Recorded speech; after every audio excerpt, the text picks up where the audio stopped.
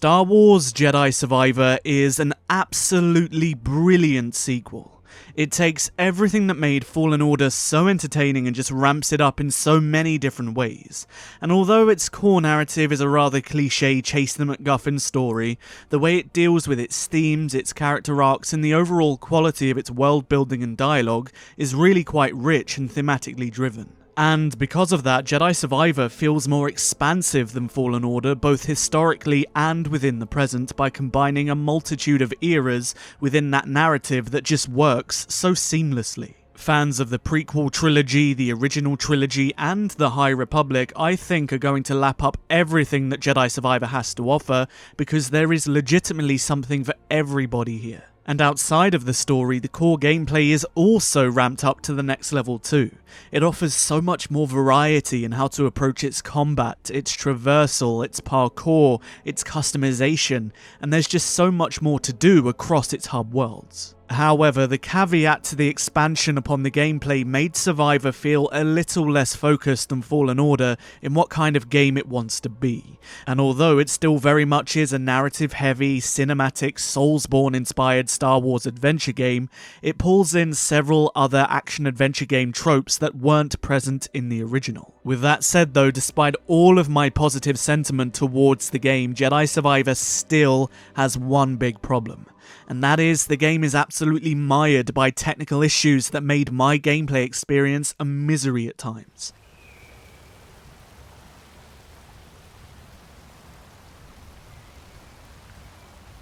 I played through the whole game on PC and I was plagued with frame rate problems, hard crashes, visual glitches, audio desynchronization issues, and it all really dampened my fun. However, at the time of this review, I am playing on a pre-release build that is yet to receive its day one update, and I'm hopeful that can fix some of the issues upon release. But if it doesn't, I'm fearful that Jedi Survivor is going to have a pretty rocky launch for some people.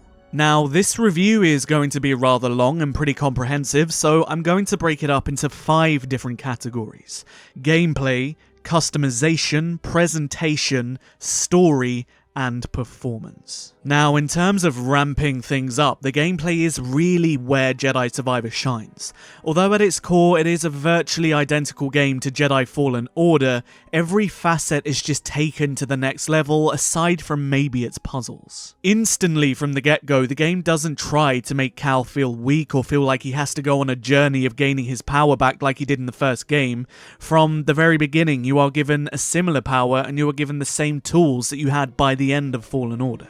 You have the same amount of force abilities, the single blade and double bladed lightsaber are available, and you are very quickly introduced to dual wielding. And unlike the first game, the approach to combat in this one is a little bit different because you are given stances, and you can have 2 at any given moment, and you can balance them accordingly so they flow into each other as you fight. And although the core dueling system is identical, as I said, with a focus on parrying and dodging, the stances all have their own unique strengths and weaknesses that give you different ways to approach combat that the first game didn't have. As you progress through the game, you are given more stances that only continues to add to the variety as you get the blaster lightsaber stance, and you also get the crossguard lightsaber stance too. And as an example, while the dual-wielding lightsaber stance is all about agility and speed, the blaster and lightsaber stance is about agility, but it gives you more defensive options to fall back on. On the flip side, the crossguard lightsaber is like a giant hammer. I personally found myself using the blaster and lightsaber mixed in with the crossguard for a nice balance of hard-hitting damage with defensive options too. However, the crossguard can be extremely detrimental because the majority of enemies in the game tend to have pretty quick animations and the crossguard lightsaber doesn't. So for most scenarios it's not very effective to use in general combat. But my experience was best used weaving the crossguard stance into a combo with the gun lightsaber stance to do big damage to staggered enemies. However, lightsaber combat isn't the only thing that's expanded upon because the Force is as well. Each lightsaber stance has a unique Force attack that can be expanded upon as you delve into the skill tree. The skill tree is a lot more vast than the original game. You can equip perks that give you modifiers that change up the way you play, and it gives you a plethora of options in changing up each combat stance and just adds more diversity to its abilities as well as your force abilities. And you can do a lot more with the force in general here too, such as using it to confuse your enemies and make them fight for you. You can use them as meat shields, you can raise a large group up into the air, then slam them into the ground. You can interact with their weapons and sometimes the environment around you. But with that said, the core gameplay focus really is on the lightsaber combat. And while there is a lot more you can do with the Force, I didn't tend to use it too much just because I'm pretty biased and I really enjoy the parry system. Also, at times, as you play across the story, certain companions will join you and they will directly assist you in combat. You can call them in to stun targeted enemies, or you can draw their attention, and it just adds another layer to the combat system. However, my only real criticism here is that you can't choose who to have with you. For example, on Koboh, you will get no companion whatsoever, and yet for some reason on Jedha, Merrin will pretty much follow you everywhere. It would have been nice to have had a consistent companion, because the general banter and the dialogue is great fun. But with that said, it does make things a little bit easier, so to each their own. Now, as for enemy variety, there is a good amount of them, such as the fauna and monsters of the worlds, bounty hunters and raiders, battle droids and imperials, but towards its end game, aside from its major bosses, there wasn't too much challenge, as most of the boss fights just seemed to be kind of reskinned. For example, there's a whole gameplay element in which you can hunt down bounty hunters that are hunting you across its 5 planets. And although this sounds like a lot of fun, about halfway through the encounters just become quite repetitive. And the same goes for most of the random boss encounters in the world, but there are some really good ones.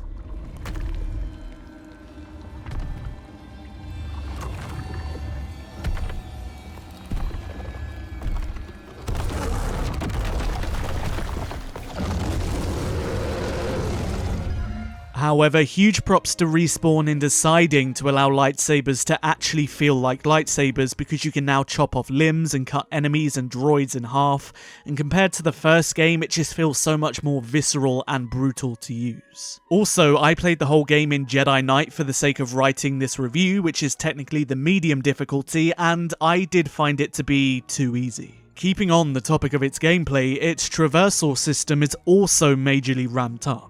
There are 6 locations in the game, and 4 of them play more of a role in the story, but 2 of the planets, Koboh and Jedha, kind of serve as big sprawling sandboxes in which you can explore to your heart's content. Because of this, you are given a grappling hook, you are given a Jedi dash, and you're also given mounts. Now, in my experience, I only saw 2 mounts, one for each world, but they do add to the surprise of traversal, because in some instances you need these mounts to reach certain areas. But I know this bit of information might upset a few of you, because the map from Fallen Order is kind of back in full force. But with that said though, if it wasn't the general design of the map you had a problem with, and it was more the lack of accessibility that Fallen Order's map had, I think you'll generally be fine. Although this map is very similar in design, and it's back in full force in the sense that it looks identical and the way it does its structuring is the same, it's a lot easier to navigate through because it shows you the open areas. It shows you where you can and can't go, it will show you the entrances that are blocked or now accessible with your abilities, and while I personally never had an issue with the map of Jedi Fallen Order, I think if you struggled to navigate that map at times, I think you might struggle with this one in a similar way. But I think for most people, you are going to find that the map in Jedi Survivor is generally improved. Now, in terms of gameplay, the only thing that hasn't really been improved, or if anything has gone backwards, are the puzzles. On Koboh, there are these kind of High Republic ruins that you can find in which you must solve a puzzle to get the reward. But they're not very challenging, nor are they very deep in their complexity and how you can approach them. You can use BD1 in some scenarios by electrifying panels and shooting this strange purple goo on stuff to burn things open, but outside of the very first ruin you're introduced to, the rest of them just feel like something that's been tacked on to pad out the game a little bit, and I never felt any real desire to explore them. But because the 2 core worlds are so expansive and they are so much bigger than Fallen Order in general, there is a lot more to do and a lot more to see. Koboh is the core planet of the game. It is where the majority of everything happens, and it kind of serves as your hub world. The planet will adapt to the story, such as enemy placement, and the saloon, which kind of serves as your little home base, grows as you complete the game's side missions that introduces new characters who will then introduce new gameplay elements within the saloon. For example, there is a tactical minigame in which you can pit holographic versions of the enemies you fight across the galaxy against the AI. You can also explore the world to collect fish for a big fish tank. You can even grow a garden on the rooftop. Little details like this just give you the incentive to keep coming back to the saloon, and it also gives you a break from the general hectic nature of the gameplay itself. I personally adored the holotactics stuff. I thought it was a lot of fun, and I actually wished they did a bit more with it. There was a great opportunity there for an online component where you could play against other players. Maybe that will happen with the DLC in the future if it's popular enough, but I really did spend a lot of time with holotactics, more than I should have, and I loved every second of it. Now, unlike Fallen Order, the option to fast travel is available in Jedi Survivor. However, I really wouldn't recommend it because exploration and experiencing the adapting locations is such a core aspect of this game, and you would miss out on so much if you just jumped from meditation point to meditation point. There's also things known as Force Tears dotted around the map, and these are essentially combat challenges that you can do to get a reward. On the difficulty I was playing, these combat challenges weren't very hard at all. However, I can imagine on Jedi Grandmaster that some of these combat challenges will be an absolute nightmare to complete. There is also a boatload of collectibles that you can find dotted across the worlds that you can then hand in for new cosmetics and new perks, but that really is the core of exploration. While there is a lot of lore to discover and there are some really fun encounters across the worlds that took me by surprise, you're generally going to be looking for new hairstyles, new beards, new weapon parts, paints, colours and whatnot. And this leads me directly into customization. Fallen Order was criticised quite heavily for not being particularly creative in how you could customise Cal, and they really took that to heart with the sequel. Jedi Survivor gives you such a wide array of customization options. It gives you loads of hairstyles, it gives you different kinds of facial hairs, different kinds of clothing that you can mix and match. You're given different kinds of undershirts that have different kinds of jackets and trousers, and you can change the colours individually on each of these pieces of clothing. And customization isn't just limited to Cal. On the workbenches, you can completely customize your blaster, your lightsaber, even BD-1, and you can customize each section of your lightsaber and create a mismatch of designs. You can then paint them in whatever way you want using different kinds of materials to give it a different kind of texture. You can then make it feel brand new and pristine, or you can design it to look ancient and withered. And the same goes for BD-1. You can change out his eye lenses, you can give him brand new legs, a brand new chassis, or a coat of paint. And while I personally didn't do too much in the way of customization, simply because I liked my Cal to have a consistent look throughout the game for immersion, for those of you that do like customization options, you're going to be very happy here because there is a lot of variety, and yes, you do get a variety of different lightsaber colours from the get-go too. Next up, I'm going to cover the presentation of the game, the visuals, the audio, and the world itself. Koboh, being the core planet of the game as I mentioned, has the most variety in its visual spectrum. There is a multitude of biomes that you can explore, as well as facilities, buildings, and ruins, and they all look great. For example, on one hand, you can be exploring a downed Lucrehulk battleship that looks like it's pulled straight out of the prequels, and the general scale of it is quite incredible. But then, on another hand, you can be exploring this volcanic area that was once home to a beautiful High Republic temple that's now decrepit and destroyed. As for Jedha, the second of the main two planets, it's rather consistent visually and doesn't have as much variety, but it is just as wondrous to look at. Its vast deserts and temples that were used to worship the Jedi and to house its pilgrims all make it feel like a pure extension of Rogue One. And to be honest, all of the locations in the game are visually unique in their own rights, such as Imperial bases. There's a facility on this moon that's been obliterated that looks beautiful, but much of the visual variety in Jedi Survivor does come from Koboh. Additionally, Jedi Survivor is one of the more creative Star Wars experiences I've seen in a long time. There are many unique aliens that make it exciting to meet new characters. On top of that, there's a wide array of different species and monsters and fauna, and even the Remnant droid army is given a fresh lick of paint that makes them feel fresh to battle against. However, with that said, as for the graphics in general, I don't necessarily think they're a massive improvement over the first game. I would say both of them are generally on par with each other, but there's a lot more going on in Survivor, there's a lot more variety to the visuals that will make this game feel a bit more visually pleasing. Character models are pretty much the same besides little details here and there. The base animations aren't particularly that much more improved, and I would actually argue that some elements of the first game looked better in the way they were shot. Especially in some of the character animations where they interact with each other, they can look a bit stiff in Jedi Survivor at times. But for 150 gigabytes of download space on PC, is it the best looking game ever made? No. Is it the best looking Star Wars game ever made? I would say Battlefront 2 is still better, but at the same time it is a very good looking game considering the scale of it, absolutely. And for those of you out there that are obsessed with the graphical fidelity of the games you are playing, I think Jedi Survivor is going to impress most people without a doubt. As for the general audio of the game, it is very, very impressive. The voice performances are exemplary and the sound design is perfect, and most importantly, the soundtrack is absolutely beautiful. From the moment I first stepped on Koboh and the main theme of Koboh started playing, I was already in awe of the soundtrack. The composers of this game really nailed the core themes on the head, and Jedi Survivor just does an incredible job of really making this feel like an extension of John Williams, whilst not being John Williams and being unique in its own right. Also, I just want to touch on the interactive dialogue and the voice performances of this game. The world's interactive dialogue is just honestly wonderful, and it just brings so much life and vibrancy to it. For example, Cal will directly react to the dialogue that's being made by his enemies, and enemies will even react to all of the unique ways Cal can approach them. Claire.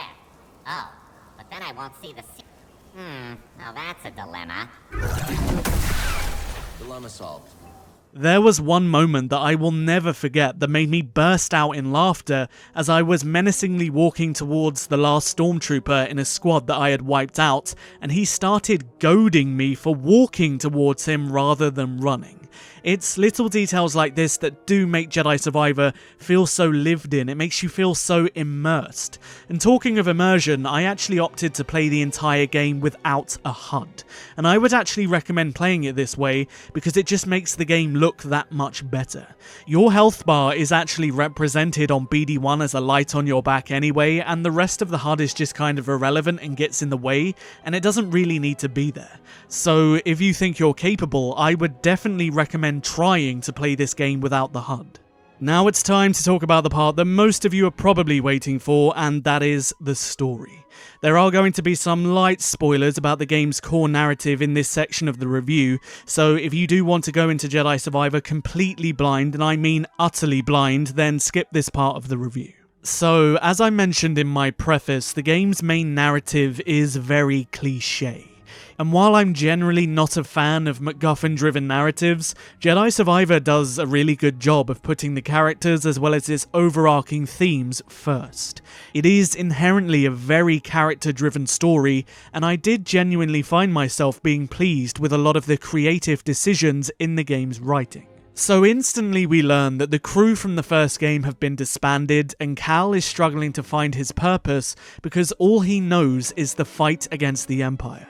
We eventually find our way to the planet Koboh, and we're introduced to Rayvis, a leader of a group known as the Bedlam Raiders, who is hunting for a key. We then learn that beyond Koboh is a strange abyss where a hidden planet that's supposedly unreachable exists, and Cal becomes obsessed with the idea of this planet, which is basically totally unreachable by the Empire.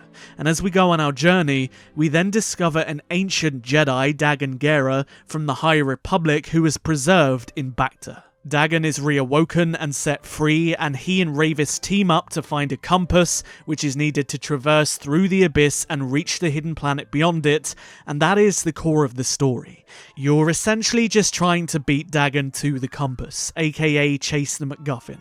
Now, while the core narrative of the game is very simple and isn't particularly creatively mind-blowing, it actually just kind of serves as a springboard for the more internal journey of Cal Kestis. And its antagonist, although not the most riveting, which is a real shame considering how unique a character he is such an important mirror for Cal that is an essential reflection of what he could become. Also, one thing this game does really well, which I think fans are going to love, is the way it expands upon the Force and some of the unique things that Dagan does with it. Dagan uses the Force in such awesome ways that were very expanded universe-y, and Rayvis himself is also an interesting villain too, because he actually feels more like an ode to the Mandalorians of the expanded universe. His entire being is centered around honor in battle and loyalty to those that prove their worth in battle and war.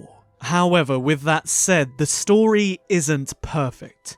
While the antagonists are interesting, I personally found Trilla from Fallen Order to be a much more captivating villain than all of them, which is a real shame because there was so much potential with Dagan that just really isn't explored.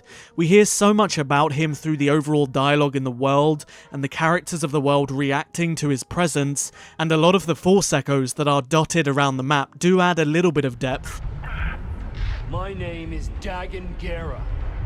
Your attack here has failed and your soldiers' lives are forfeit. I did what you asked. Let me go. All right. But other than that, his purpose, as I mentioned, really is just to serve as a mirror for Cal, and not enough focus is really given to his development as a character. We're also introduced to several great side characters, such as the ancient droid Z and Bo Dakuna, who is very integral to the overall plot and becomes a mainstay of the crew. And there's also development for the OG companions, such as Merrin, Cere, Greez, and their connection to Cal, but Cal really is at the center of this story. His journey is the kind of gravitational pull that pulls everybody in, and all of these characters just kind of orbit around him. As for the dialogue, it's really strong across the board, with most interpersonal character interactions being quite poignant at times. There's a lot of focus on Merrin, Cal, and Greez, and the dynamic between these three is expanded upon significantly, and there's a lot of emotional beats in their relationships that are a joy to watch unfold. Look into the fire. It will warm you, keep you company on dark, lonesome nights, yes? But left unchecked, it will consume everything in its path, until there is only ash. There was also one specific story beat within the game that put a massive smile on my face, and I think it will do the same for a lot of you guys too. With the main plot aside, there's also many lesser characters that exist within the saloon that are also wonderful to talk to and to get to learn about. For example, there was this absolutely nonsensical frog-looking thing called Turgle, who is basically a swindler, but you can't help but love him. You're also introduced to the fascinating droid bartender Monk, the eccentric storytelling bearded fish Scuva, and all of them have lots of tales to tell, and all of them are worth getting to know. And to be honest with you, the writing across the entirety of the game is pretty consistent, and I never found myself bored, although there was one element in the very first trailer for the game where Cal fights off against a dark Jedi dressed in dark robes with a red lightsaber, and this never happens in the game, and I was waiting for it. At least it didn't happen in my 35 hours plus of gameplay, so I'm curious if there was a plotline that was removed, or if there was some kind of element to the story that was changed, but who knows. And so, to round off the story section of this review, there are many surprising moments, there are some big twists, and the story does really ramp up as the game progresses. And I think most people are going to love where this story goes. While there's a lot of naturally moving pieces that make the story work so smoothly, it also isn't afraid to take some risks, especially in regards to the character arc for Cal. For me, in the first game, Cal was just kind of this one-dimensional hero, but this game really does add some nuance to him. It really does delve into his trauma and the way that trauma is straining his relationships and twisting him and causing him to battle with his own demons, not only the Empire. Now, unfortunately, we do need to talk about where this game fails quite considerably, and that is its performance.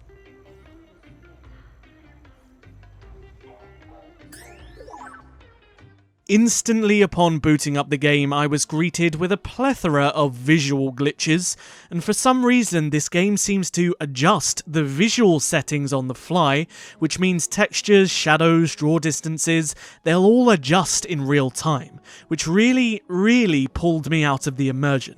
With my experience in gaming, when you set the graphical fidelity of a game, your system will try to keep that graphical fidelity at the sacrifice of the game's frame rate. However, Jedi Survivor seems to do the opposite of this, and I don't know if it's intentional, but it seems to sacrifice the graphical fidelity however it sees fit in an attempt to keep up the frame rate. But for some unknown reason, there's absolutely no options to change this, there's no options even in the menus to actually play around with locking the frame rate or playing around with your frame rate in general, which is very odd. And this even happens in the cutscenes, which are also in real time, and honestly, some of the cutscenes looked ridiculous because of this.